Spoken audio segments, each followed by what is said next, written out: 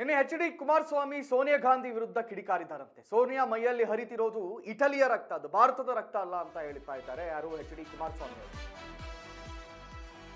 ಒಂದೇ ಮಾತರಂ ಗೀತೆ ಹಾಡುವ ಸಂದರ್ಭದಲ್ಲಿ ಸೋನಿಯಾ ಗಾಂಧಿ ಅವರು ವರ್ತಿಸಿದಂತಹ ರೀತಿಗೆ ವಿರುದ್ಧವಾಗಿ ಎಚ್.ಡಿ.ಕೆ ಕಿಡಿಕಾರ್ತಾ ಇದ್ದಾರೆ.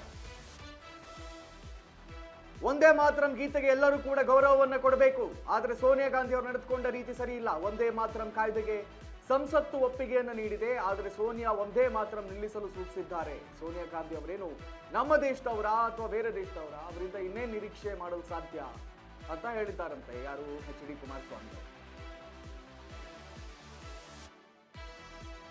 ಸೋನಿಯಾ ಗಾಂಧಿ ಅವರೇನು ನಮ್ಮ ದೇಶದವರ, ಅವರಿಂದ ಇನ್ನೇನು ನಿರೀಕ್ಷೆ ಮಾಡಕ್ ಸಾಧ್ಯ? ಎಲ್ಲಾ ಕಡೆ ಹರಿದು ಹೋಯ್ತು ಆ ವಿಡಿಯೋ. ಜನರೇ ಶಾಸ್ತಿ ಮಾಡ್ತಾರೆ ಎಂದು ಕಿಡಿಕಾರಿದ್ದಾರಂತೆ ಕೇಂದ್ರ ಸಚಿವ ಕುಮಾರಸ್ವಾಮಿ ಅವರು. ಜನಗಳ ಅಭಿಪ್ರಾಯಗಳು ಮೂಡ್ತಾ ಇದೆ, ಅದನ್ನು ಇನ್ನೂ ದೊಡ್ಡ ಮಟ್ಟದಲ್ಲಿ ಮುಂದಿನ ನಿಮ್ಮ ಒಂದು ಭವಿಷ್ಯ ಹಾಳು ಮಾಡ್ಕೊಳ್ತಕ್ಕಂಥದ್ದು ಯಾಕೆ ಹೋಗ್ತೀರಿ? ಅವಶ್ಯಕತೆ ಇದೆ. ಈಗ ಸೋನಿಯಾ ಗಾಂಧಿಯಿಂದ ನೀವೇನು ಬಯಸೋಕ್ಕೆ ಸಾಧ್ಯ? ಸೋನಿಯಾ ಗಾಂಧಿ ಅವರೇನು ನಮ್ಮ ರಾಷ್ಟ್ರದವರ? ಅವರೇನೋ ಹಿಂದೆ ಮದುವೆ ಆದರೂ ಬಂದರು, ಆದರೆ ಅವ್ರ ರಕ್ತ ಹರಿತಿರೋದೆಲ್ಲ ಹೆಚ್ಚು ಕಡಿಮೆ ಇಟಲಿ ರಕ್ತವೇ ಅಲ್ವಾ? ಅದರಿಂದ ಒಂದೇ ಮಾತರಂ ಬಗ್ಗೆ ಅಲ್ಲಿ ಮೊನ್ನೆ ನಡೆದಂಥ ಕಾಂಗ್ರೆಸ್ನ ಒಂದು ಸ್ವಾತಂತ್ರ್ಯ ದಿನಾಚರಣೆ ಕಾರ್ಯಕ್ರಮದಲ್ಲಿ ಆ ಸನ್ನೆ ಪನ್ನೆಗಳು ಏನೇನು ನಡೆದವೆ, ಅದಕ್ಕೇನೋ ಕುರ್ಚಿ ಹಾಕಲಿಕ್ಕೆ ನಾವು ಸನ್ನೆ ಮಾಡಿದ್ದು ಅಂತಕ್ಕಂಥ ಕಾರಣಗಳು ಕೊಡ್ತಾ ಇದ್ದಾರೆ.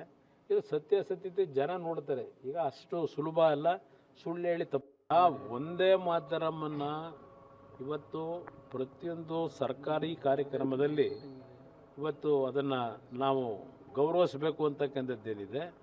ಅದಕ್ಕೆ ಈಗಾಗಲೇ ಪಾರ್ಲಿಮೆಂಟ್ನಲ್ಲೂ ಒಂದು ಇದನ್ನು ಬಿಲ್ಲನ್ನು ಪಾಸ್ ಮಾಡಿದ್ದಾರೆ. ಒಂದೇ ಮಾತರಮ್ನ ರಾಷ್ಟ್ರಗೀತೆಯಾಗಿ ಗೌರವ ಸಲ್ಲಿಸಬೇಕು ಅಂತ ಹೇಳಿ.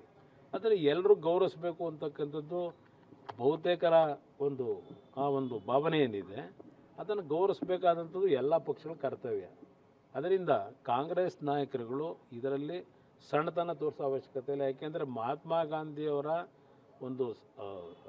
ಅವರು ಭಾಗವಹಿಸಿದಂಥ ಕಾರ್ಯಕ್ರಮದಲ್ಲೇ ಮೊದಲನೇ ಬಾರಿಗೆ ಸಾರ್ವಜನಿಕವಾಗಿ ಒಂದೇ ಮಾತರಮ್ನ ಕಾಂಗ್ರೆಸ್ ಪಕ್ಷದ ಸಭೆಯಲ್ಲೇ ಅಳವಡಿಸ್ಕೊಳ್ತಕ್ಕಂಥದ್ದು ಏನಾಗಿದೆ, ಇವತ್ತು ಕಾಂಗ್ರೆಸ್ನ ನಾಯಕರುಗಳಿಗೆ ಹೇಳ್ತಕ್ಕಂಥದ್ದು ಇದನ್ನು